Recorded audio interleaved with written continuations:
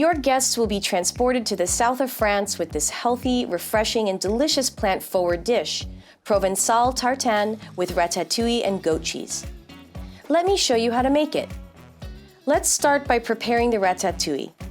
Heat the extra virgin olive oil in a large, heavy sauté pan. I'm using an olive oil with a ripe fruitiness for this dish to enhance the flavors of the summer vegetables. Add the herbes de Provence and heat for 10 seconds before adding the onions, garlic, eggplant, and peppers. Stir continuously over high heat so pieces cook evenly for about 4 minutes.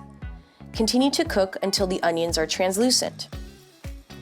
Add the tomatoes, tomato paste, thyme, bay leaf, salt, and pepper. Stir to blend. Cook over medium heat for 10 minutes. Add the squash and cook for 5 more minutes.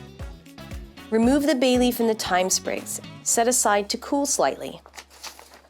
Now it's time to assemble. Serve the ratatouille on top of grilled levain bread and serve with crumbled goat cheese and basil. Drizzle with extra virgin olive oil. And there you have it, a grilled levain Provençal tartine topped with ratatouille and goat cheese. This dish is really the essence of summer.